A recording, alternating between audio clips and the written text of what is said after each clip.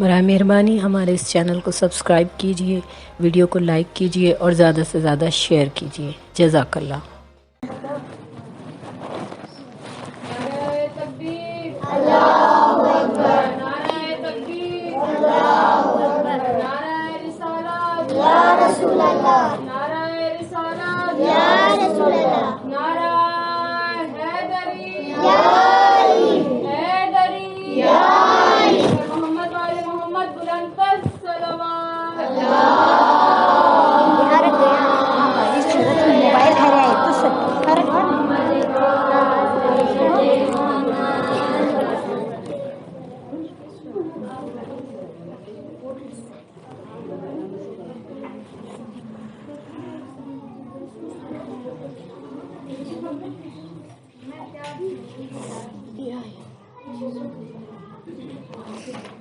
خاندان زہرا پر بلند تر صلوات۔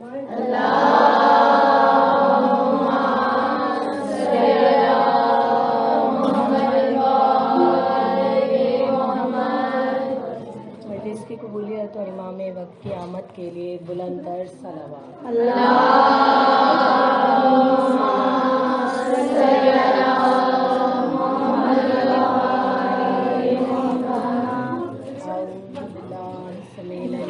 الشیطان اللعین الرجیم بسم اللہ الرحمن الرحیم الحمد للہ الملک الحق المبین المتصور لعظمتہ جبابرۃ الطاغین المتواضع لکبریائہ اطاعت المتمردین المعترف لربوبیتہ سائر الخلق اجمعین الصلاة والسلام والتحیۃ والاکرام علی اشرف النبیین وخاتم المرسلین سیدنا و مولانا ابی القاسم محمد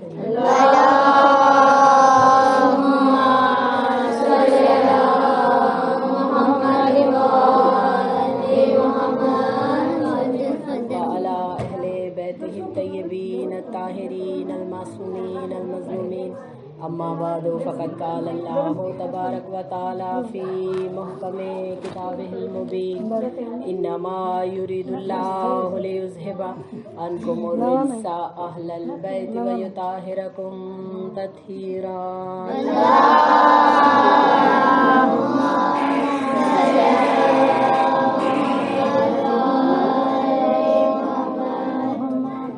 تمام تعریفیں اس خالق کائنات کے لیے کہ جو تمام جہانوں کا پالنے والا ہے، وہ پروردگار جو عظیم ہے، جو کریم ہے، جو رحیم ہے، وہ پروردگار جو اپنے بندوں پر 70 ماؤں سے زیادہ مہربان ہے، وہ پروردگار کہ جس نے انسان کی خلقت کی اور جب وہ کسی چیز کو خلق کرنا چاہتا ہے تو وہ فقط کہتا ہے کن اور ہو جاتا ہے فیکون۔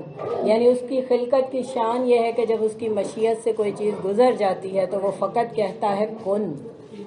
اور یہ بھی اس نے ہم جیسے انسانوں کو، کم عقل انسانوں کو، محدود شعور رکھنے والے انسانوں کو یہ سمجھایا کہ دیکھو تمہارا خدا جب کوئی چیز خلق کرنا چاہتا ہے تو وہ کہتا ہے کن، جبکہ وہ کہنے کا بھی محتاج نہیں، وہ زبان کا بھی محتاج نہیں، وہ جسم و جسمانیات سے ماورا ہے، لیکن اس کی شان خلقت ہے کہ وہ کہتا ہے کن اور ہو جاتا ہے فیکون۔ یعنی وہ جیسے ہی کسی چیز کا ارادہ کرتا ہے وہ چیز وجود میں آ جاتی ہے۔ اور اس نے 6 دن میں اس زمین اور آسمان کو خلق کیا۔ اس نے خود بتایا اپنے بندوں کو سمجھانے کے لیے کہ میں نے 6 دن میں اس تمام افلاک کو، اس زمین کو، ان پہاڑوں کو اور چاروں طرف جو بھی تمہیں قدرت نظر آتی ہے اس کو صرف فقط 6 دن میں خلق کیا۔ وہ پروردگار اور وہ انسان پر کیونکہ 70 ماؤں سے زیادہ مہربان ہے تو مہربانی در مہربانی کرتے کرتے کرتے اس نے جو ہمیں سب سے بڑی اپنی نعمت اتاری کہ اس نے اپنے محبوب، اپنے حبیب کو پیکر بشری میں ہماری ہدایت کے لیے اس دنیا میں دی۔ یہ پروردگار کی سب سے بڑی مہربانی ہے۔ اب انسان کا حق یہ بنتا ہے کہ وہ پروردگار کی اس مہربانی کا شکر ادا کرے، اٹھتے بیٹھتے شکر کرے، کیونکہ اسے شکر کرنے والے پسند ہیں۔ اللہ کو شکر کرنے والے پسند ہیں، اور نعمتوں کے بڑھانے کی شرط ہی شکر اس نے رکھی ہے۔ یعنی اگر تم چاہتے ہو کہ تمہارے پاس کوئی نعمت کم ہے اور تم چاہتے ہو کہ یہ زیادہ ہو جائے تو وہ زیادہ ہوگی کیسے؟ اس کا طریقہ بتا دیا، تم جتنا شکر کرو گے ہم تمہاری نعمتوں کو بڑھاتے جائیں، تم جتنی شکایت کرو گے تم سے نعمتیں कम होती जाएंगी। तो परवरदिगार तूने सबसे बड़ी जो नेमत हम पर उतारी है वो है मोहम्मद व आले मोहम्मद।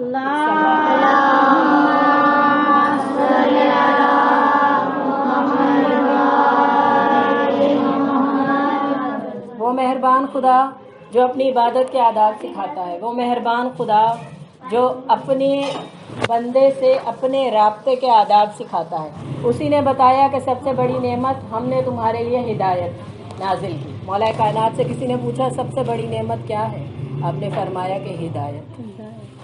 कि भाई अगर इंसान कितनी ही नेमतों में गर्क हो लेकिन हिदायत याफ्ता नहीं है तो उसकी दुनिया भी बेकार, आखिरत भी बेकार। तो हिदायत होना सबसे बड़ी नेमत, और उसमें ये सबसे बड़ी नेमत हिदायत किसके ज़रिए पहुंचाई? उनके ज़रिए कि जिनके दर से हम वाबस्ता हैं, जिनके दर से हम मंसूब हैं। हम शियान हैदर करार हैं, हम हैदर करार दर शहर इल्म से मंसूब हैं। तो ये सबसे बड़ी नेमत हम पर उसने उतारी। लेकिन नेमतों का शुक्र करने से नेमत बढ़ती है। ये बात समझ में आ गई कि नेमत का शुक्र अदा करने से नेमत बढ़ती है, नेमत का कुफ्र करने से नेमत घटती है। तो परवरदिगार इस नेमत का शुक्र अदा कैसे करें? इसका शुक्र भी तो वाजिब है। शुक्र हिदायत की नेमत का शुक्र वाजिब है, तो शुक्र कैसे करेंगे? तो परवरदिगार ने बताया कि देखो अगर तुम चाहते हो कि तुम इस नेमत का शुक्र अदा करो तो उठते बैठते शुक्र अदा करो। परवरदिगार कैसे शुक्र अदा करें? कहा उठते बैठते मेरे हबीब और उसकी आल पर दरूद भेजा।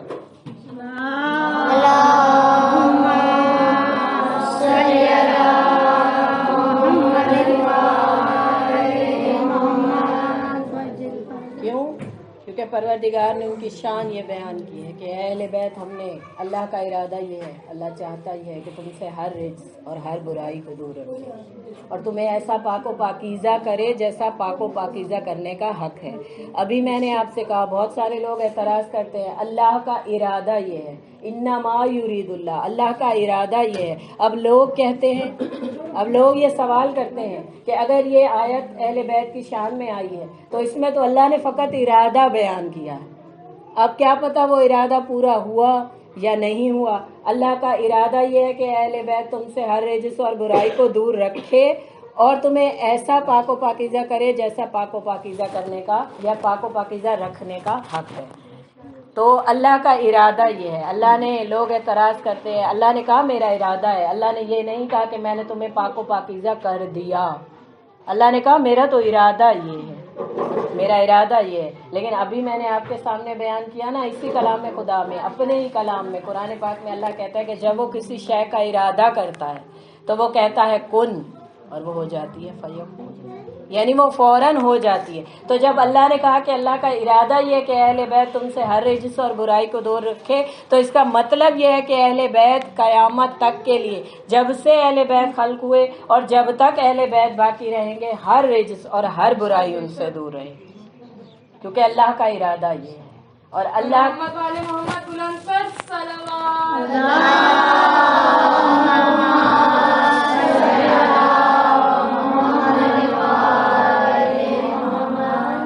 यानी क़यामत तक हर रिज्स और हर बुराई इनसे दूर रहेगी।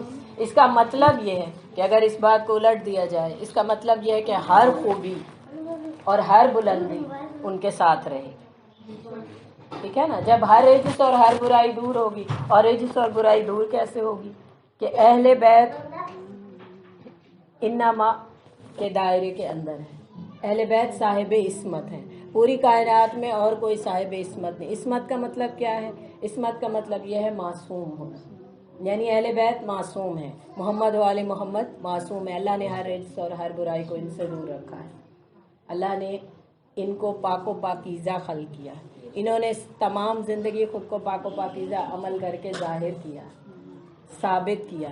तो अब ये पाको पाकीज़ा है, साहिब इस्मत है। कैसे है? क्योंकि ये इन्नमा के दायरे के अंदर है। इन्नमा बस और बस, इन्नमा बस और बस, यानी इन्नमा के बाद अगर कोई किसी बात को बताया जाए तो इसका मतलब ये होता है कि बस ये आखिरी बात, यानी इन्नमा युरीदुल्लाहु लियुज़हिबा अन्कुम अर्रिज्सा। अहले बैत अल्लाह का इरादा ये है कि बस और बस, अहले बैत अल्लाह का इरादा ये है कि तुमसे हर रिज्स और हर बुराई को दूर रखे। इसका मतलब ये है कि अब इनसे ज़्यादा पाक और पाकीज़ा कायनात में और कोई है नहीं, ये इंतहा है।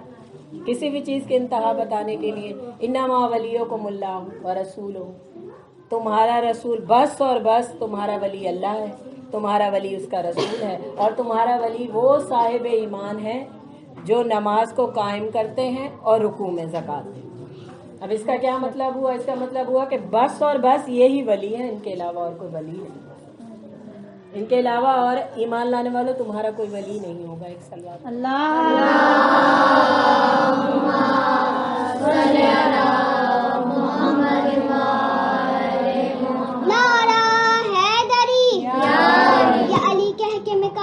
कलम रखती हूँ, या अली कह के मैं कागज में कलम रखती हूँ, ऐसा लगता है कि जन्नत में कदम रखती हूँ। नारा हैदरी हैदरी, बाबा से बुलंदतर सलवात।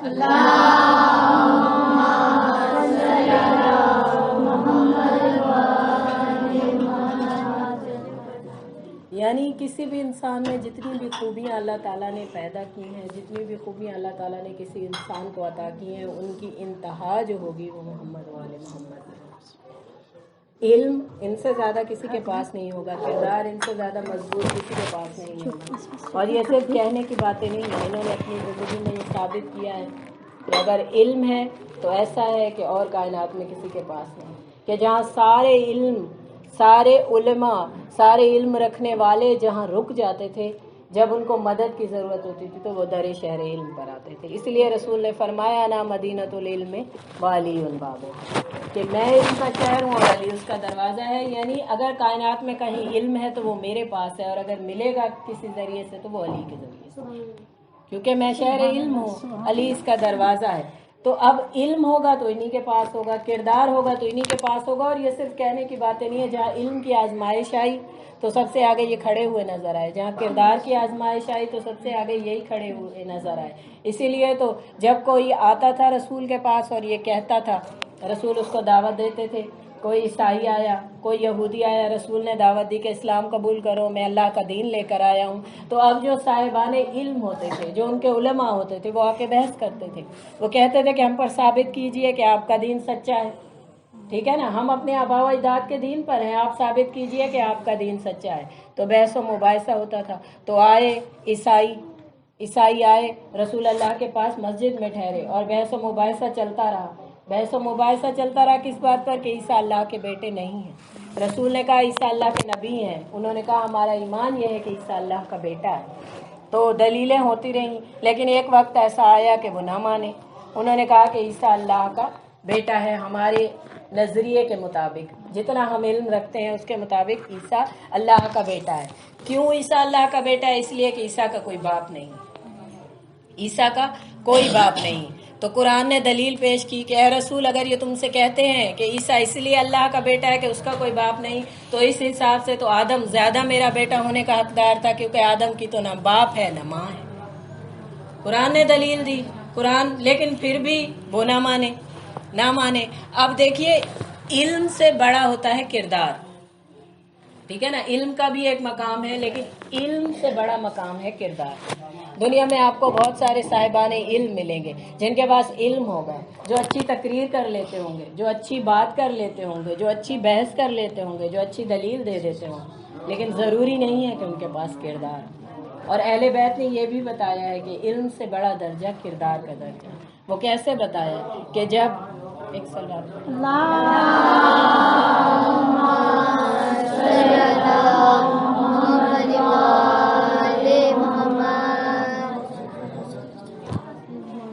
नारा हैदरी नारा हैदरी, दुरूद बावाज़े बुलंदतर सलावत।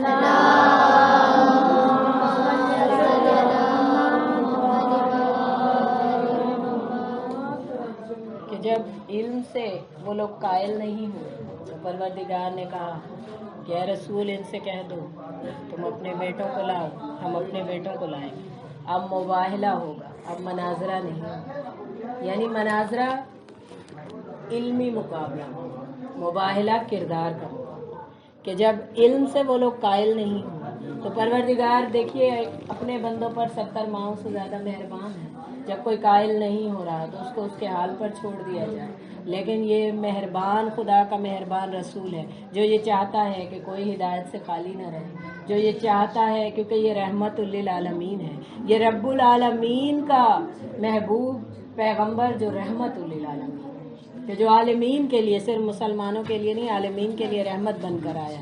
تو کہا کہ اے رسول ان سے کہہ دو کہ ٹھیک ہے، اگر علمی مناظرے میں یہ قائل نہیں ہوئے تو ان سے کہہ دو آپ مباہلہ ہو۔ اور مباہلہ کیسے ہوگا کہ تم اپنے بیٹوں کو لاؤ، ہم اپنے بیٹوں کو لائیں گے، تم اپنی عورتوں کو لاؤ، ہم اپنی عورتوں کو لائیں گے، تم اپنے نفسوں کو لاؤ، ہم اپنے نفسوں کو لائیں گے۔ صلوات پڑھیے۔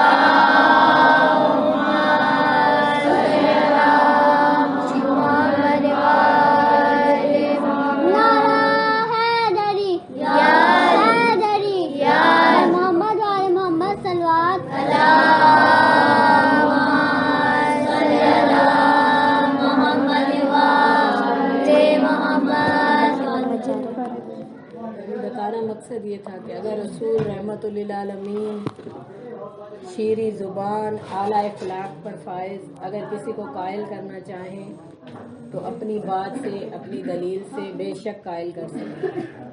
یہ ممکن نہیں ہے کہ رسول کسی کو قائل کرنا چاہے، رسول کسی کو دعوت دے اور وہ دعوت قبول نہ کرے۔ لیکن مصلحت کیا تھی؟ مصلحت یہ تھی کہ اب علم سے اوپر کی ایک چیز دکھا دی تاکہ قیامت تک کوئی اہل بیت کے مقابل آنے کا دعویٰ نہ کرے، یعنی علم ہی سب کچھ نہیں ہے۔ جب رسول نے فرمایا انا مدینۃ العلم وعلی بابھا، تو اللہ جانتا تھا کہ قیامت تک بڑے بڑے علم کے دعوے دار آئیں گے، وہ یہ کہیں گے کہ اچھا علی اگر در علم ہے تو ہم بھی بڑا علم رکھتے ہیں، اور آج تک آپ دیکھیے بڑے بڑے علم کے دعوے دار آ رہے ہیں، اور ایسے بھی علم رکھنے والے ہیں جو مسلمان نہیں ہیں، لیکن رسول تو فرما گئے ہیں کہ شہر علم میں ہوں اور در علم علی ہے، یعنی کائنات میں اگر کسی کے پاس پورا کا پورا علم ہے تو وہ میرے پاس ہے، اور اگر اس کے بعد کسی کے پاس سارا کا سارا علم ہے تو وہ علی کے پاس ہے۔ اور قرآن نے اس کی گواہی دی کہ اے حبیب گھبراؤ نہیں، تمہاری رسالت کی گواہی کے لیے ایک میں کافی ہوں، ایک میں اللہ کافی ہوں، اور ایک وہ کافی ہے کہ جس کے پاس پوری کتاب کا علم ہے، یعنی ایک میں کافی ہوں، ایک علی کافی ہے۔ یعنی کائنات میں اگر کسی کے پاس علم کی انتہا ہے تو رسول بتا رہے ہیں وہ میرے پاس ہے۔ شہر علم کا لفظ استعمال کرنے میں بھی ہزاروں مصلحتیں ہیں۔ شہر علم، شہر وہ ہوتا ہے کہ جہاں سب کچھ میسر ہو۔ دیکھیے اگر آپ کسی سے کہیں کہ ہم جس علاقے میں رہتے ہیں، ہم اکثر کہتے ہیں یہاں سے فلاں چیز نہیں ملتی، یہاں فلاں سہولت نہیں ہے، تو فوراً ہمیں کہا جاتا ہے کیا تم کسی گاؤں میں رہتے، کیا تم شہر میں نہیں رہتے؟ یعنی شہر کا مطلب یہ ہے کہ وہاں ہر چیز میسر ہو، کسی چیز کی کمی نہیں ہوگی۔ تو اسی لیے رسول نے مثال دی انا مدینۃ العلم، میں علم کا شہر ہوں، یعنی میرے پاس ہر قسم کا علم موجود ہے، کسی بھی طرح کی کمی نہیں ہوگی۔ اور پھر فرمایا کہ وعلی بابھا، اور علی اس کا در ہے، یعنی میرا علم ظاہر ہوگا۔ اگر باہر والوں کو مجھ سے علم لینا ہے تو کس ذریعے سے ملے گا؟ علی کے ذریعے سے ملے گا۔ یعنی اگر مجھ سے علم لینا چاہتے ہو تو کس وسیلے سے لوگے؟ علی کے وسیلے سے لوگے، اور علی کے علاوہ اگر کسی کو وسیلہ بناؤ گے تو علم نہیں ملے گا، فیض نہیں ملے گا۔ تو میرے رسول نے فرما دیا کہ انا مدینۃ العلم وعلی بابھا، تو اس کا مطلب یہ ہے کہ کائنات میں سب سے زیادہ علم جو ہے وہ رسول کے پاس، کیونکہ وہ شہر علم ہے۔ اور کائنات میں اس کے بعد سب سے زیادہ علم جو ہے، جہاں سے یہ علم ظاہر ہوگا، جہاں سے یہ علم ہم تک پہنچے گا، وہ کون سی شخصیت ہے؟ وہ بھی مولا کائنات علی بن ابی طالب۔ تو اس کا یہ مطلب ہوا کہ کائنات میں علم کے دعوے دار اور کیا نہیں آئیں گے؟ آئیں گے، سائنس جاننے والے، میتھمیٹکس جاننے والے، ایسے ایسے علم کے دعوے دار سامنے آئے ہیں جو مسلمان بھی نہیں، تو کیا ان کے پاس زیادہ علم؟ کیا ان کے پاس زیادہ علم ہے؟ دیکھیے یاد رکھیے، علم اگر کردار کے ساتھ ہوگا تو رحمت ہوگا، علم اگر بغیر کردار کے ہوگا تو زحمت ہوگا، تخریب ہوگا۔ اب جس نے ایٹم بم ایجاد کیا وہ بھی تو علم رکھتا تھا، کائنات کا علم رکھتا تھا، جبھی تو ایٹم بم ایجاد کر کے گیا نا، لیکن علم تھا، کردار نہیں تھا، ایسی چیز بنا کر گیا کہ جو دنیا کے لیے تباہی ہے، تخریب ہے۔ ٹھیک ہے، اب جنہوں نے انٹرنیٹ ایجاد کیا وہ بھی علم رکھتے تھے، وہ اہل علم تھے، جبھی تو ایسی چیز ایک امیزنگ چیز ایجاد کر لی. آج یہاں بیٹھ کر آپ اپنے گھر میں بیٹھ کر کسی دنیا کے دوسرے کونے میں بیٹھے ہوئے انسان کے ساتھ ایسے آمنے سامنے بات کرتے ہیں جیسے میں اور آپ آمنے سامنے کرتے ہیں یا نہیں کرتے. یعنی یہ علم کے بدولت ہوا. اس جس نے بھی ایجاد کیا اس کے پاس علم تھا, ٹھیک ہے, تھا یا نہیں تھا. تو اب کوئی یہ کہہ سکتا ہے کہ اگر تمہارے علی کے پاس اور تمہارے رسول کے پاس سب سے زیادہ علم تھا تو علی نے تو انٹرنیٹ ایجاد نہیں کیا؟ کہہ سکتا ہے یا نہیں؟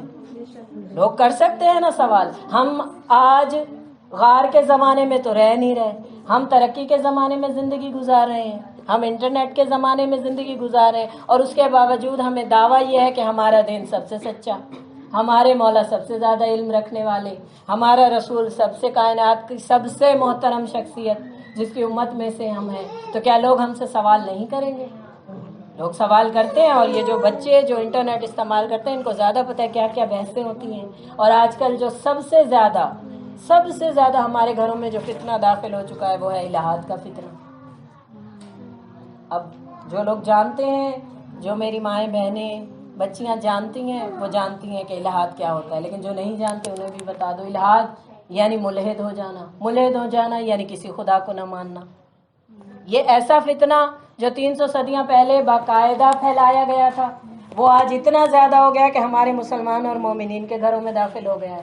آج ہمارے گھروں میں ایسے بچے ہیں جو دلیل مانگتے ہیں, جو کہتے ہیں کہ پھر اگر کوئی خدا ہے تو یہ کیوں ہو رہا ہے, اگر کوئی خدا ہے تو ایسا کیوں ہو رہا ہے, اگر واقعی کوئی خدا ہے, سچا خدا ہے, تو ویسا کیوں ہو رہا ہے, اگر واقعی کوئی خدا ہے تو اسلام کو اتنا زوال کیوں ہے, اور باقی دنیا کی قومیں آگے کیوں بڑھ رہی ہیں.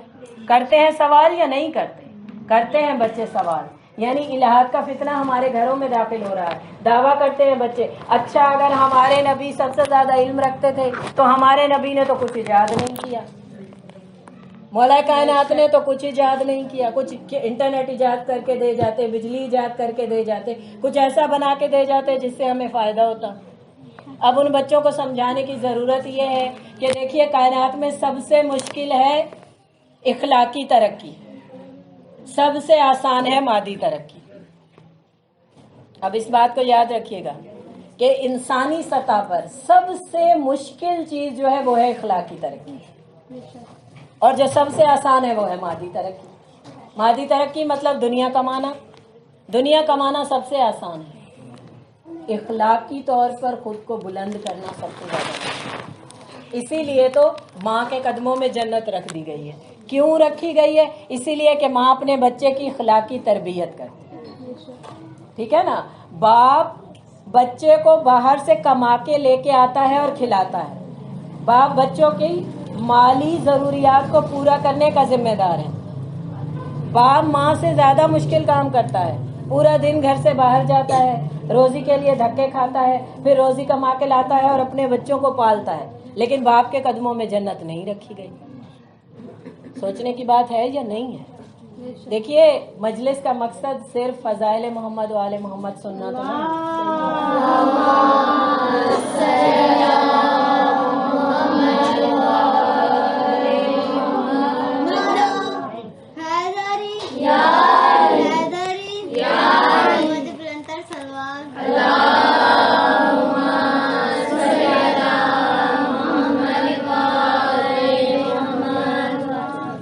باپ جو ماں سے زیادہ مشکل کام کرتا ہے, ماں پورا دن گھر میں بیٹھی رہتی ہے, چھاؤں میں بیٹھی ہے, سکون میں بیٹھی ہے, پنکھے کے نیچے بیٹھی ہے, لیکن اپنے بچوں کی تربیت کر رہی ہے. لیکن پروردگار نے ماں کے قدموں میں جنت رکھی, باپ کے قدموں میں جنت نہیں رکھی. کیوں؟ باپ کم محنت کرتا ہے, باپ زیادہ محنت کرتا ہے. لیکن کیوں باپ کے قدموں میں جنت نہیں ہے؟ کیونکہ باپ اپنی اولاد کی مادی ترقی کا وسیلہ ہے.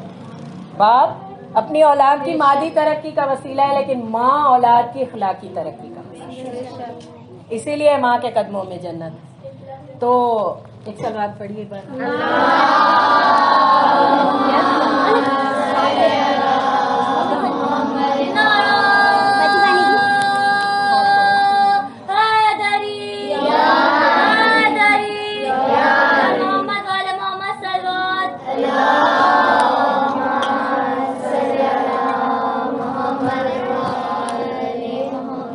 دنیا میں سب سے آسان کام مادی ترقی، سب سے مشکل کام اخلاقی ترقی، اور اس کی وجہ اور اس کی دلیل دوں گی۔ دلیل یہ ہے کہ کبھی آدم سے لے کر خاتم تک، اور خاتم کے بعد ائمہ معصومین تک، اور اس کے بعد اللہ کے ولیوں تک، کوئی ایک بھی اللہ نے اپنا نمائندہ ایسا بھیجا کہ جس نے انسان کو مادی ترقی کے گر سکھائے؟ نہیں بھیجا۔ بھائی کوئی رسول اور کوئی نبی ایسا ہے جس نے آپ کو کاروبار کرنا سکھایا ہو، امیر ہونا سکھایا ہو؟ نہیں سکھایا۔ جو بھی نبی آئے، جو بھی اللہ کے طرف سے حجت بن کر جو ہستیاں آئیں، انہوں نے کیا سکھایا؟ اخلاقی ترقی، انسان کو اخلاقی طور پر بلند کرنے کے گر سکھائے کہ دیکھو ادب و آداب کیا ہوتا ہے، اخلاق کیا ہوتا ہے، کردار کیا ہوتا ہے، دین کیا ہوتا ہے، دین سے آشنائی کیا ہوتی ہے، ماں باپ کا ادب کیا ہوتا ہے، بہن بھائیوں کے حقوق کیا ہوتے ہیں، شوہر کے بیوی پر، بیوی کے شوہر پر حقوق کیا ہے، یہ کیا ہے؟ یہ ہے اخلاقی ترقی۔ ٹھیک ہے نا؟ تو اسی لیے کیونکہ مادی ترقی کرنا بہت آسان ہے، بہت ہی آسان ہے، لیکن بدقسمتی ہماری یہ ہے کہ مسلمان ہونے کے باوجود ہم میں سے اکثریت اپنی ساری زندگی مادی ترقی کے پیچھے پیچھے بھاگتی رہتی اور اخلاقی ترقی کو بھول جاتی ہے۔ ٹھیک ہے نا؟ ہمارا روزمرہ کی ہماری روٹین یہ ہو گئی کہ ہماری ساری کوشش مادی طور پر آگے بڑھنے میں، یعنی جس کے پاس گھر زیادہ خوبصورت ہے، جس کے پاس زیادہ دولت ہے، جس کے پاس اچھی گاڑی ہے، وہ ہمارے ہاں زیادہ بلند ہے، اور جو دوسرا ہے جس کے پاس نہیں ہے وہ اس جیسا بننے کی تگ میں لگا ہوا ہے۔ جبکہ مادی ترقی تو سب سے آسان ہے، اور اس کی وجہ کیا ہے؟ اس کی بھی دلیل ہے کہ مولا کائنات نے فرمایا ہے کہ دیکھو تمہارا رزق تمہیں ایسے تلاش کرتا ہے جیسے انسان کو اس کی موت تلاش کرتا ہے۔ سمجھ آ گئی؟ یعنی اب سمجھنے کی بات یہ ہے، فارمولہ یہ ہے کہ انسان آگے آگے چلتا ہے، اس کا رزق اس کے پیچھے پیچھے اس کو تلاش کر رہا ہے، اور یہ دور ایسا آ گیا ہے کہ انسان اس قدر بے وقوف ہو گیا ہے کہ انسان جو چیز ہمیں تلاش کر رہی ہے ہم اس کے پیچھے پیچھے اسے تلاش کرنے میں لگے، جبکہ مولا فرما رہے کہ رزق انسان کو، تمہارا رزق تمہیں ایسے ڈھونڈتا ہے۔ یعنی اگر کوئی انسان دیکھیے، کسی نے مولا کائنات علی بن ابی طالب علیہ السلام سے ایک سوال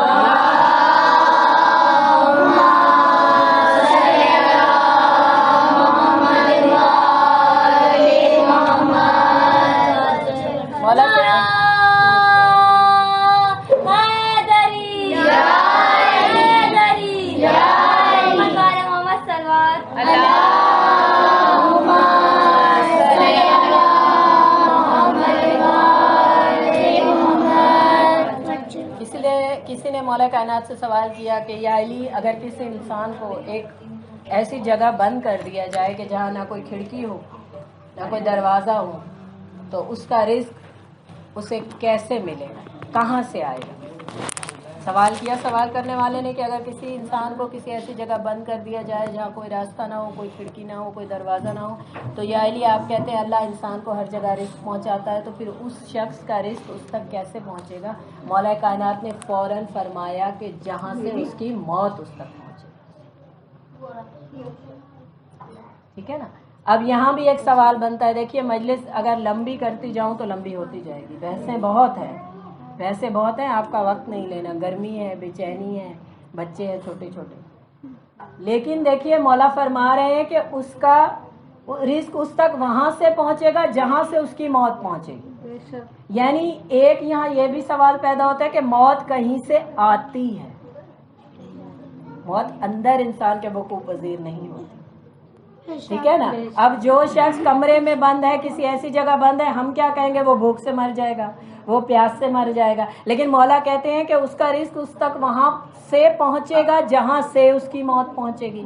یعنی موت کہیں سے آئے گی، کوئی حکم لے کر آئے گا اللہ کی طرف سے، اور کسی چیز کو لے کر جائے گا، اور آنے کے لیے اور جانے کے لیے راستہ چاہیے، دونوں چیزوں کے لیے راستہ چاہیے۔ اور رزق بھی اسی طرح انسان کے پاس آتا ہے، کوئی آتا ہے رزق پہنچانے کے لیے، تو جہاں سے موت آئے گی وہیں سے رزق آئے گا۔ تو اسی لیے تو ہمارا ایمان ہے کہ موت اللہ کے حکم کے بغیر آ نہیں سکتی، جب وہ حکم دیتا ہے۔ کیونکہ کسی نے رسول سے پوچھا، بلکہ قرآن میں اللہ نے فرمایا کہ اے رسول یہ تم سے پوچھتے ہیں روح کیا ہے، ان سے کہو روح اللہ کا امر ہے۔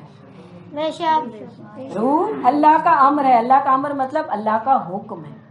تو اب بڑے سارے اپنی اسی بات پر واپس آؤں کہ دیکھیے مادی ترقی سب سے آسان ہے، تو اپنے ذہنوں کو اپنی زندگی گزارتے وقت اس چیز پر مرکوز رکھیے کہ مومن کو تلاش کرنا ہے علم اور معرفت کو. بے شک.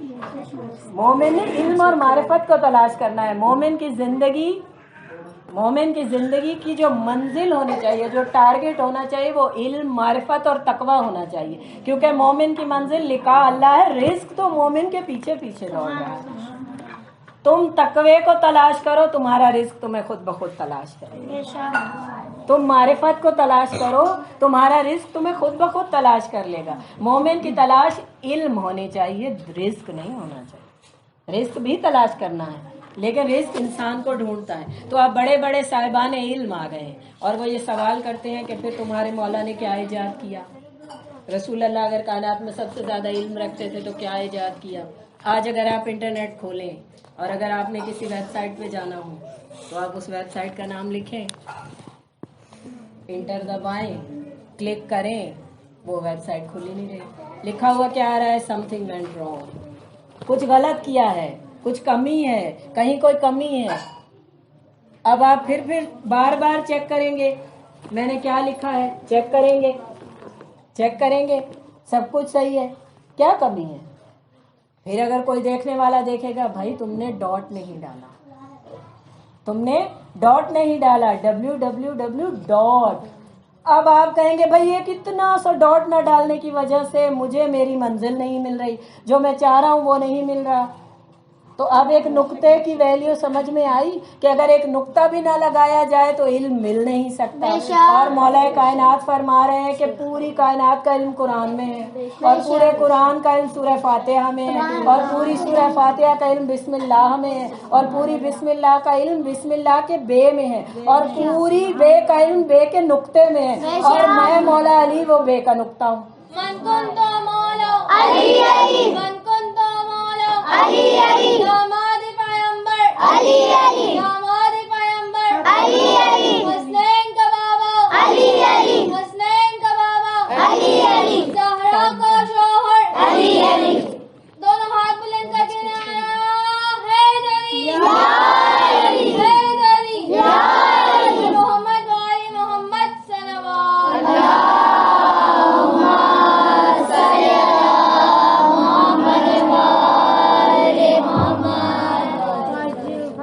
اب ایک نقطے کی اہمیت سمجھ میں آئی کہ اگر کوئی اور نقطے سے آشنا نہ ہو تو کم از کم شیعہ نے حیدر قرار تو ضرور ہو، کیونکہ مولا فرما گئے میں بائے نقطہ بائے بسم اللہ. ٹھیک ہے نا، میں بسم اللہ کی بے کا نقطہ ہوں، یعنی پوری کائنات کا علم ایک نقطے میں سما گیا ہے. اب بتا گئے، اشارہ دے گئے. اب جو لوگ کہتے ہیں تمہارے مولا نے کچھ ایجاد نہیں کیا، ان سے کہو کہ تم نے آج ایک نقطے کی اہمیت سمجھی ہے، ایک ڈاٹ کی اہمیت تم نے آج سمجھی ہے. میرے مولا 1400 سال پہلے بتا گئے کہ علم ایک نقطے سے ملتا ہے. وہ نقطہ سکڑے تو مولا کائنات بنے، بے کا نقطہ بنے، وہ نقطہ پھیلے تو پوری کائنات پر محیط ہے. کیونکہ پوری کائنات کا علم، تمام خشک و تر کا علم، خود قرآن کہہ رہا ہے. یہ قرآن وہ ہے جس میں تمام خشک و تر کا علم ہے. خشک و تر کا علم یعنی کوئی خشک اور کوئی تر، یعنی کائنات کا کوئی ذرہ ایسا نہیں جس کا علم قرآن میں نہ ہو، جس کا علم قرآن میں نہ ہو. اور پورے کے پورے قرآن کا علم سورہ فاتحہ میں، اور پوری سورہ فاتحہ کا علم سورہ فاتحہ کی بسم اللہ میں، اور پوری بسم اللہ کا علم بے میں ہے، اور پوری بے کا علم بے کے نقطے میں. اور وہ نقطہ کون ہے؟ وہ نقطہ مولا فرما رہے ہیں میں علی ابن ابی طالب. یعنی پوری کائنات کا علم کس کے پاس ہے؟ مولا کائنات کے پاس. تو اب لوگ کہتے ہیں کہ بھائی تمہارے مولا نے کیا ایجاد کیا، تو میں کہوں گی بھائی نقطے کی اہمیت تمہیں 1400 سال بعد میں سمجھ آئی، میرے مولا 1400 سال پہلے بتا گئے. یعنی ایک نقطہ تمہیں علم کے خزانوں تک لے کے جا سکتا. ٹھیک ہے نا. تو بڑے سوال ہوتے ہیں آج کل. تو ہم نے اسی معاشرے میں زندگی گزارنی ہے، کسی پتھر کے دور میں تو جی نہیں رہے، اور ڈھکے چھپے تو زندگی گزار نہیں سکتے. وہ دور تو گزر گیا جب چھپ کے زندگی گزاریں گے. ٹھیک ہے نا. آج تو تیاری کرنی ہے, اور تیاری کس لیے کرنی ہے؟ خود کو تیار کرنا ہے, مقابلہ کرنا ہے طاغوت وقت. اور مقابلہ کس لیے کرنا ہے؟ کیونکہ اپنے مولا کے لیے راہ ہموار کرنی ہے. کسی نے آنا ہے تو جب کوئی آتا ہے اور جب کوئی بڑی شخصیت آپ کے گھر میں آتی ہے, یا آپ نے فرش عزا بچھایا اس گھر میں, گھر والوں نے فرش عزا بچھایا, خوب تیاری کی, فضا کو معطر کیا, پورے گھر کی صفائی کی, ہر چیز کو صاف ستھرا کر کے رکھا. کیوں؟ کیونکہ گھر میں مجلس ہے, اور مجلس ہوتی ہے تو کون آتا ہے؟ مجلس ہوتی ہے تو حسین کی ماں آتی ہے.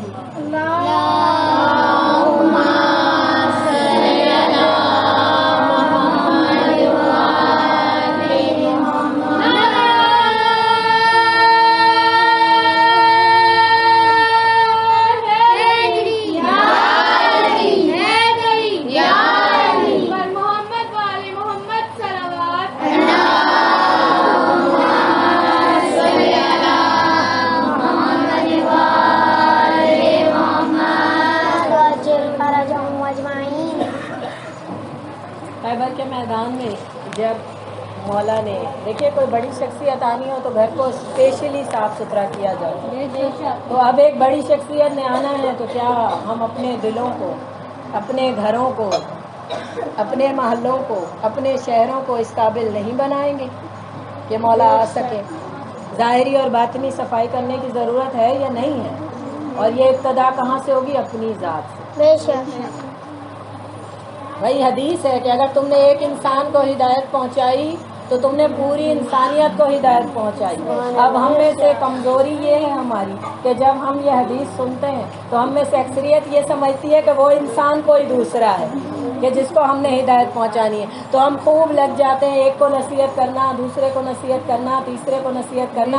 اور کوشش کیا ہوتی ہے؟ اگر کوئی ہماری نصیحت پر عمل نہ کرے تو ہم کہتے ہیں بھائی حدیث رسول ہے, جس نے ایک انسان کو ہدایت دی اس نے پوری انسانیت کو ہدایت دی. تو میں وہ بننا چاہتی ہوں جس نے ایک انسان کو ہدایت دی. سبحان اللہ. تو کہنے کی ضرورت یہ ہے کہ آپ کو نہیں معلوم وہ انسان آپ خود ہے. یعنی آپ نے اگر اپنے آپ کو سدھار لیا تو معاشرہ خود بخود سدھرتا ہے. تو کہاں سے ابتدا کرنی ہے؟ اپنی ذات سے. اور تیاری کس کے لیے کرنی ہے؟ اس عظیم ہستی کے لیے کہ وہ آ سکے. ٹھیک ہے نا, وہ آ سکے. تو اب تیاری کرنی ہے, تیاری کرنی ہے اور خود سے کرنا ہے. قرآن کہتا ہے تم پر تمہیں کو واجب کیا, یعنی تم پر تم حجت ہو, اپنے آپ کو سنوارو اور سدھارو. تو ہم نے اس کام کی ابتدا کرنی ہے, بس مجلس کو تمام کرنے لگے. ہم نے اس کام کی ابتدا کرنی ہے, اور کیسے کرنی ہے؟ اپنی ذات سے کرنی ہے, اپنی ذات سے. تو جب خیبر میں میرے مولا رسول اللہ کو مشکل وقت آیا اور کوئی بھی فتح نہ کر سکا, تو میرے مولا نے کیا کیا؟ میرے مولا نے کہا کہ کل میں علم اسے دوں گا جو قرار ہوگا, غیر فرار ہوگا, مرد ہوگا, اللہ اور رسول اس سے محبت کرتے ہوں گے, وہ اللہ. علم کسی نے کسی کو دیا تھا خیبر میں, وہ دن اور آج کا دن ہے, علم ہمارا ہے. نعرہ حیدری, حیدری, بر محمد والے محمد, بلندتر صلوات.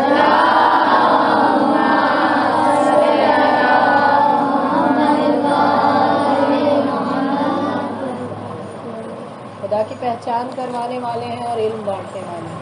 تو میرے مولا نے کہا کہ کل میں علم اسے دوں گا, اور مولا کے فضائل بیان کیے اور کہا وہ اللہ اور رسول سے محبت کرتا ہوگا, اللہ اور رسول اس سے محبت کرتے ہیں. ایک سال بعد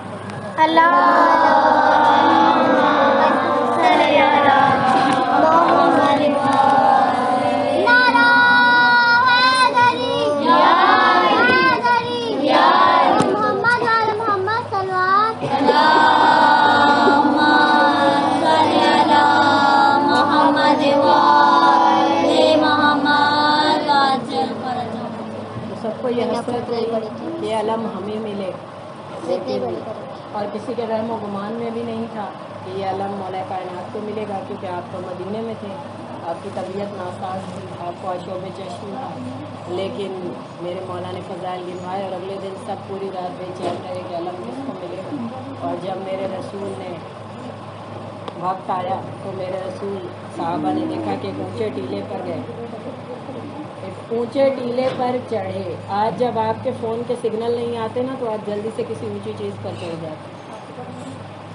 چڑھتے ہیں یا نہیں چڑھتے؟ سگنل نہیں آ رہے.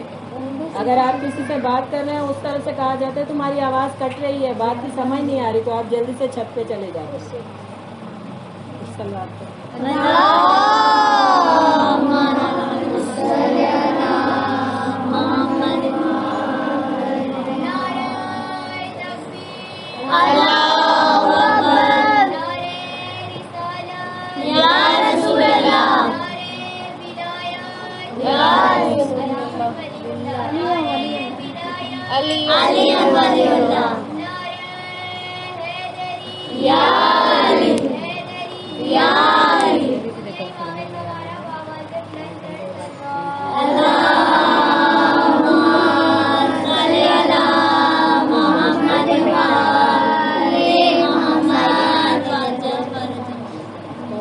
رسول اللہ ایک اونچے ٹیلے پر جا کر چڑھے اور آپ نے کہا نادے علی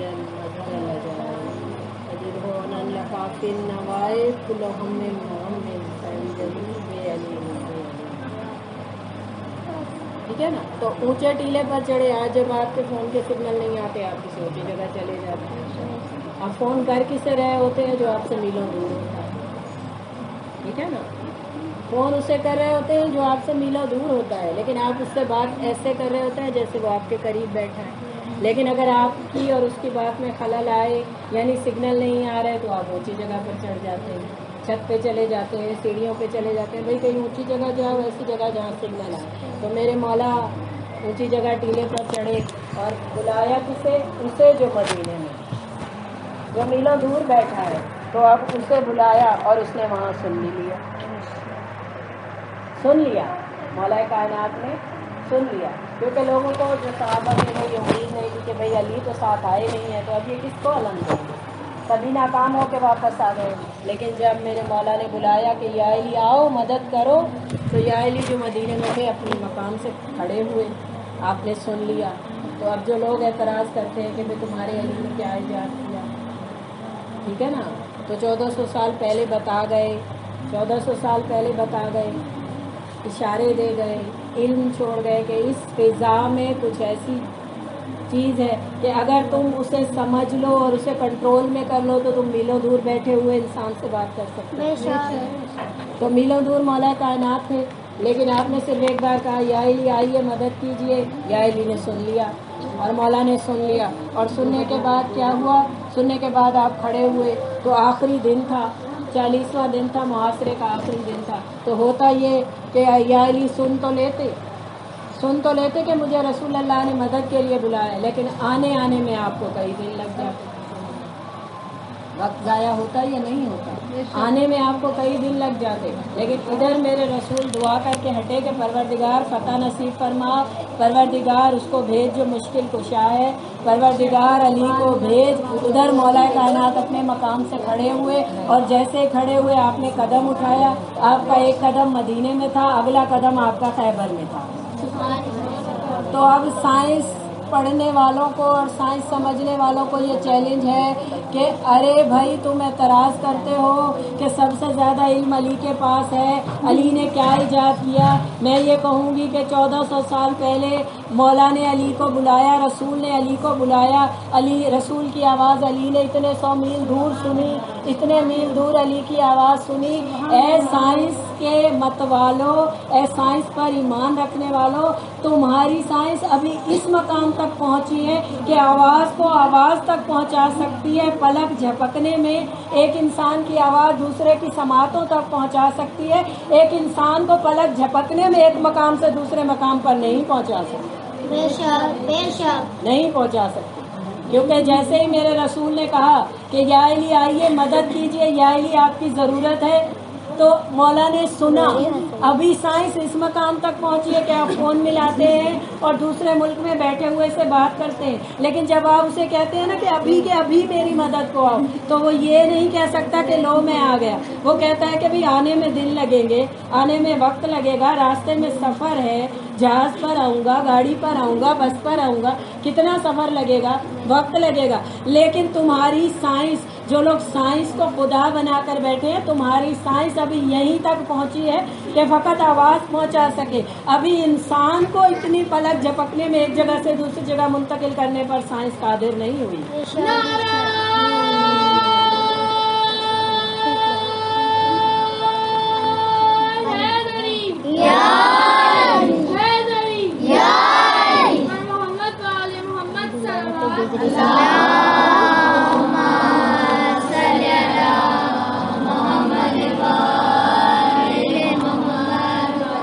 और ये कुरान वो कुरान है, ये कुरान वो कुरान है कि अगर इस इंसान इस पर मुकम्मल कंट्रोल हासिल कर ले, मौला फरमा रहे हैं कि अगर इस कुरान पर इंसान मुकम्मल कंट्रोल हासिल कर ले तो वो महीनों के फासलों को लम्हों में तय कर सकता है।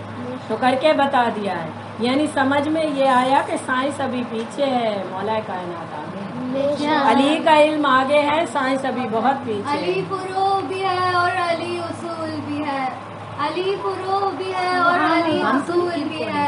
अली का प्यार तो खुल्द का वसूल भी है।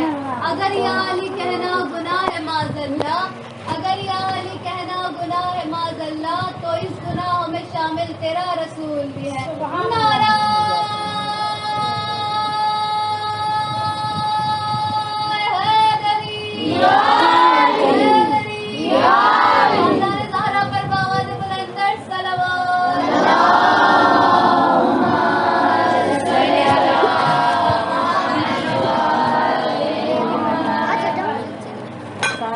मौजज़ात का इनकार करती है। सबसे बड़ा एतराज़ आजकल ये उठाया जाता है कि साइंस मौजज़ात का इनकार करती है। मैं उनसे कहूँगी कि क्या पता तुम्हारी साइंस अभी इतनी मैच्योर ही ना हुई हो कि मौजज़े को समझ सको। अभी और इल्म हासिल करो, अभी और तहकीक करो। अगर आवाज़ को आवाज़ तक पहुँचाने पर कादिर हो गए हो तो हो सकता है एक दिन इंसान को इंसान तक पहुँचाने पर भी कादिर हो गए। और ये बताने का मकसद ये नहीं है, ये जो मौला कायनात और आइमा मासूमीन अमल करके गए, उनका बताने का मकसद ये नहीं है कि ये हुनर सिर्फ हमारे पास है। तुम्हारे सामने ये हुनर रखने का मकसद ये है कि इसी कायनात में सब कुछ मौजूद है।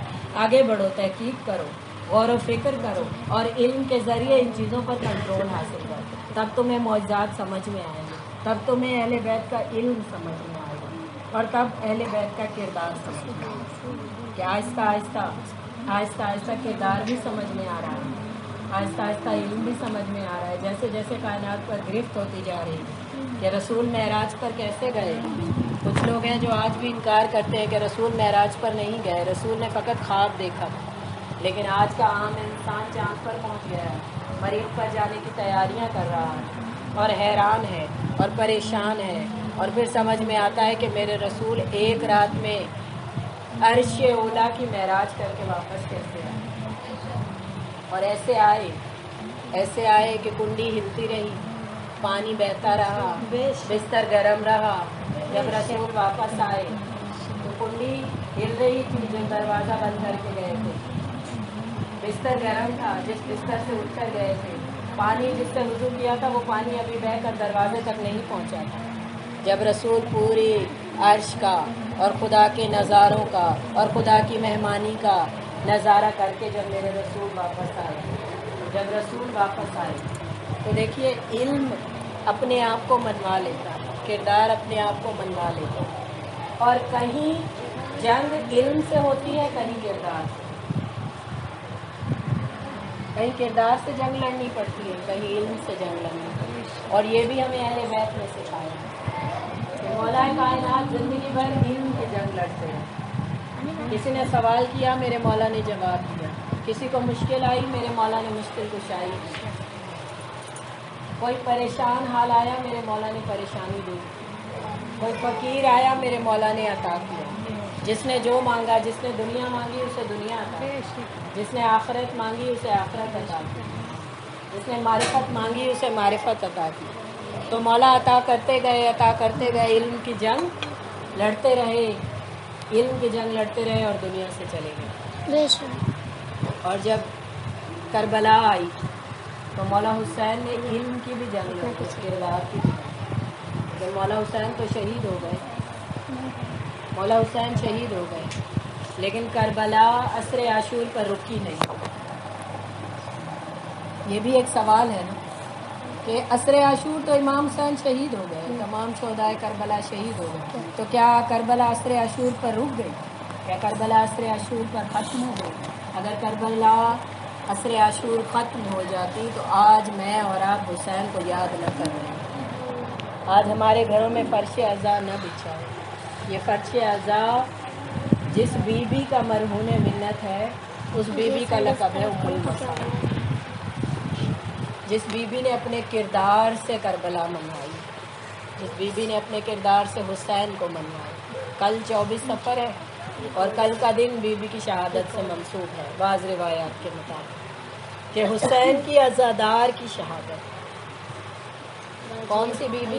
کہ جس کا لقب ام المصائب۔ کائنات میں کسی اور عورت کا، کسی اور ہستی کا، کسی اور بی بی کا لقب ام المصائب نہیں۔ ام المصائب یعنی مصیبتوں کی ماں۔ اتنی مصیبتیں جھیلی ہیں میری بیوی نے، اور کب سے جھیل رہی ہیں؟ جب میری بیوی کا بچپن تھا تو میری بیوی نے اپنی ماں کی ٹوٹی ہوئی پسلیاں دیکھی، اور جب میری بیوی کی جوانی تھی تو میری بیوی نے اپنے بابا کا زخمی سر دیکھا، جب میری بیوی اپنے گھر کی ہوئی تو میری بیوی نے اپنے بھیا حسن کے جگر کے ٹکڑوں کو اپنے ہاتھوں پر لیا ہے، اور لے لے کے میری بیوی نے صبر کیا، اور عزادارو انتہا ہو گئی جب میری بیوی کا بڑھاپا آیا۔ دنیا کا نظام ہے عزادارو، کوئی بھی انسان اگر اسے جوانی میں غم ملے نا، اس کا بڑھاپا اللہ آسان کر دیتا، یہ نظام ہے کائنات۔ اور اگر کسی کی جوانی بہت سکون میں گزرے تو اسے بڑھاپے میں غم ملے۔ ارے بی بی ام المصائب بھی اسی لیے کہ 4 سال سے غم اٹھاتی رہی ہے میری بیوی، اور عمر کے ہر حصے میں میری بیوی نے غم اٹھائے، اور جب میری بیوی کا بڑھاپا آیا، عزادارو لوگ دعا کرتے ہیں پروردگار بڑھاپا سکون سے گزرے، بڑھاپے میں کوئی غم نہ دکھانا۔ لیکن زینب کا جب بڑھاپا آ رہا ہے نا عزادارو، تو زینب نے 70 قدم سے کھڑے ہو کر اپنے پیاری کے پیاسے گلے پر چلتا ہوا خنجر دے۔ یہ ہے میری بیوی کا بڑھاپا، امت نے یہ تحفے دیے ہیں میری بیوی، اسی لیے تو لقب ام المصائب ہو گئے، ام المصائب ہو گیا ہے عزادارو۔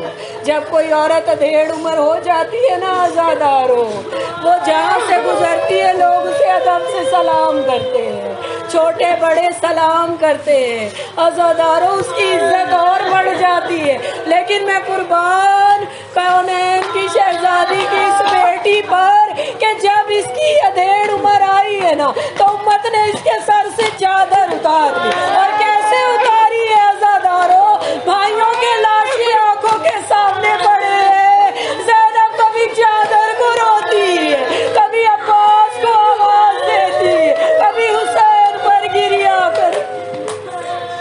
عزادارو میری بیوی نے شام غریبہ دیکھی، ٹوٹ گئی ہے زینب، اور جب لاشیں حسین پر آئی ہے نا عزادارو حیرت سے کبھی حسین کی لاش کے ٹکڑے دیکھتی، کبھی آسمان کی طرف دیکھتی ہے، کبھی مدینے کی طرف رخ کرتی ہے، اور کہتی ہے نانا یہ ہے وہ آپ کا حسین کہ جس پر فرشتے درود و سلام دیتے، نانا یہ ہے وہ آپ کا حسین کہ جس کو آپ اپنی مہر نبوت پر بٹھا کر مدینے کی گلیوں کی سیر کرایا کرتے تھے، ارے فرشتے جس کا جھولا جھلاتے تھے۔ اور پھر میری بیوی نے ایک جملہ کہا، عزادارو تاریخ میں وہ جملہ محفوظ ہے، میری بیوی نے ایک جملہ کہا، حسین کے قریب آئی، حسین کے سینے کو دیکھا اور کہا کیا تو ہی میرا بھائی حسین؟ عزادارو کٹے ہوئے گلے سے آواز آئی، زینب اے میری مصیبتوں میں، اے میری مصیبتوں میں میری مددگار بہن، تجھ پر بھائی کا سلام۔ عزادارو قیامت رکی نہیں ہے میری بیوی، اس کے آگے کیا مصیبتیں دیکھی، میری بیوی ام المصائب بن کر اسلام کو زندہ کر گئی ہے عزادارو۔ अज़ादारों किसी शायर ने लिखा है ना कि जब बीबी मदीने आई, किसी शायर ने लिखा, बड़ा मुख्तसर लिखा लेकिन कयामत खेज लिखा कि देखे मकना ओ चादर धी बचा के लाई है, लुट के ज़ैनब आई।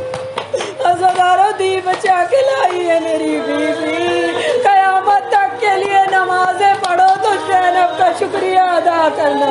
अरे सर पे चादर है तो ज़ैनब के शुक्रगुजार रहना। ये चादरें सरों पर इसीलिए कि ज़ैनब के सर से चादर अज़ादारों जब ये काफिला दमिश्क के बाहर पहुंचा है ना, अज़ादारों पहुंचा तो एक शख्स आया और उबैदुल्लाह इब्ने ज़ियाद से कहता है जितनी दौलत लेनी है ले ले, जितना जेवर लेना है ले ले। अरे अली की बेटियों को हम यहूदियों के महल्ले से गुजार, हम अली की बेटियों का तमाशा देखना चाहते हैं। अज़ादारों किस लिए? इसलिए कि अली ने हमारे बुजुर्गों को मारा था, हम अली की बेटियों से बदला लेना चाहते। बस अज़ादारों इसने ज़ेवरात और दौलत ले ली और कहा ऐसा ही करूँगा। इसने बीवियों के काफिले को यहूदियों के महल्ले से गुजारा। इमाम ज़ैनुल आबिदीन कहते हैं मुझे दुख ये है कि हमें पत्थर मारने वाले सिर्फ मुसलमान नहीं थे, अरे यहूदियों ने भी हमें पत्थर मारे। अज़ादारों जब ये इस मोहल्ले में पहुँचे हैं ना तो औरतें छतों पर आ गई और उनकी झोलियों में पत्थर, अज़ादारों झोलियों में पत्थर लाई और पत्थर लाकर क्या कहती है, कौन सी है अली की बेटियां? अरे जरा हमें बताओ। किसी ने बताया ये ज़ैनब है, ये उम्मे कुलसूम है। अज़ादारों पत्थर बरसाती जाती है और कहती है आज हमने अली से अपने बुजुर्गों का बदला ले लिया। अज़ादारों मेरी बीवी पत्थर खा रही है, हुसैन के नेज़ा से देख रहे और कहते हैं मेरा सलाम, ऐ मेरी उम्मुल मसाइब बहन तेरी उम्मत को मेरा बस। अज़ादारों ये बीबी, और जब दरबार शाम में, जब दरबार के सामने मेरी बीबी पहुंची है ना, रिहाई पा चुकी है ना मेरी बीबी, 20 सफ़र को मेरी बीबी की रिहाई हुई।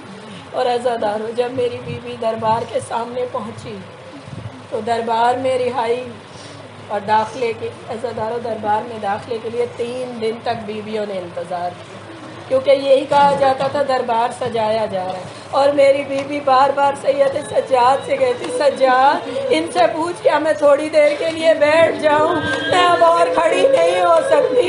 अज़ादारों सैयद सज्जाद कहते, फूफी अम्मा जब आप बैठती हैं जालिम आके मुझे ताज़ियाने मारता, अपनी फूफी से कहा बैठने की इजाज़त नहीं। बस अज़ादारों 3 दिन मेरी बीवी खड़ी रही, 3 दिन दरबार सजता रहा। और एक वक्त आया जब दरबार में हाजिरी का हुक्म हुआ। अज़ादारों तारीख ने लिखा है मेरी बीवी दरबार में ऐसे दाखिल हुई जैसे मेरे मौला अली अकबर की लाश पर गए, घुटनियों के बल चलती हुई ज़ैनब। इतने में किसी ने शाना थामा, शाना थाम कर खड़ा करने की कोशिश की, कहा है तू जो भी है मेरा बाजू छोड़ दे, मैं अली की बेटी हूँ। कहा देख तो ज़ैनब तेरा बाबा अली आया, अरे तुझसे वादा किया था ना जब सबसे मुश्किल वक्त आएगा मुश्किल कुशा तेरी मदद। बस अज़ादारों अब जैसे ही बीवियां दाखिल हुई, बीवी ने क्या मंजर देखा, एक औरत तख्त पर खड़ी है, एक तख्त है उसके ऊपर एक औरत खड़ी है, चादर और मकना पहने हुए हैं, अज़ादारों और कैदियों का तमाशा देखने आई है। इतने में मेरी बीवी ने देखा कि हिंद खड़ी है। मेरी बीवी ने अपना चेहरा झुका लिया और उम्मे कुलसूम से कहती है, उम्मे कुलसूम देखो सामने कौन खड़ा है। कहा बीबी उम्मे कुलसूम ने एक जुमला कहा जब से अब्बास शहीद हुए मेरी दूर की नजर कमजोर हो गई, अरे मुझे नजर नहीं आता ज़ैनब तू बता ये कौन है। कहा ये हिंद है जिसे हमने कुरान पढ़ाया था। बस अज़ादारों बीबी कहती है अपने चेहरों को झुका लो, अरे हिंद हमें इस हालत में देखेगी ज़ैनब को शर्मिंदगी होगी। अज़ादारों बस हिंद देख रही थी دیکھ کے کہتی ہے کہ اے قیدیو تم کہاں سے آئے ہو، کس شہر کے رہنے والے؟ بی نے جھکے سر سے کہا ہم مدینہ کے رہنے والے۔ جیسے ہی مدینہ کا نام سنا نا عزادارو، ہند تک سے اتری اور ادب سے زمین پر بیٹھ گئی۔ بی کہتی ہے تو زمین پر کیوں بیٹھ گئی؟ ہند کہتی ہے قیدی اور تو تمہیں نہیں معلوم، تم نے مدینے کا نام لیا ہے۔ ارے میں قربان، مدینے میں میرا آقا حسین رہتا ہے، ارے میں حسین کے احترام میں زمین پر بیٹھ بس عزادارو۔ بی کی آنکھوں سے آنسو جاری ہوئے۔ بی نے کہا اور کس کس کو جانتی ہے؟ کہتی ہے میرے حسین کا ایک بھائی عباس ہے۔ عزادارو میری بیوی کہتی ہے کیا کسی عورت کو جانتی ہے؟ کیا تجھے حسین کی بہنیں یاد ہیں؟ تو ہند جھڑک کر کہتی ہے قیدی اور تو خبردار، یہ شرابی کا دربار ہے، یہاں میرے مولا کی بہنوں کا نام نہ لینا۔ عزادارو میری بیوی تڑپی اور تڑپ کر کہتی ہے ہند اگر اب تجھے زینب ملے تو کیا پہچان لے گی؟ عزادارو کہتی ہے میں قدموں میں گر جاؤں گی، ارے میں ٹھنڈا پانی پیش کروں گی۔ بس میری بیوی نے چہرہ اٹھایا اور کہا ہند غور سے دیکھ، میں حسین کی اجڑی بہن زینب ہوں۔ عزادارو ہند تڑپی، اپنی چادر اتار کر پھینکی اور کہا بیوی یہ کیا ہو گیا؟ اے بیوی تو شرابی کے دربار میں، ارے تیری چادر کہا حسین مارا گیا، میری چادر چھن گئی۔ عزادارو جیسے ہی بیوی نے کہا نا حسین مارا گیا، میری چادر چھن گئی، ارے ہند نے ایک عجیب سوال کیا، کہتی ہے حسین مارا گیا، آقا زادی تیری چادر چھن گئی، کیوں تیرا عباس کہاں تھا؟ عزادارو بیوی تڑپی اور کہا ہند تو نہیں جانتی میرا عباس جنگ کی حسرت لے کر دنیا سے گیا، یہ جو گھوڑے کے گلے میں سر ہے یہ عباس کا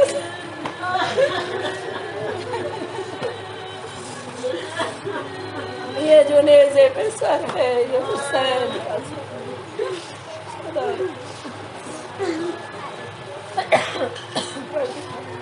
بحق محمد و آل محمد رب العالمین، بحق محمد و آل محمد۔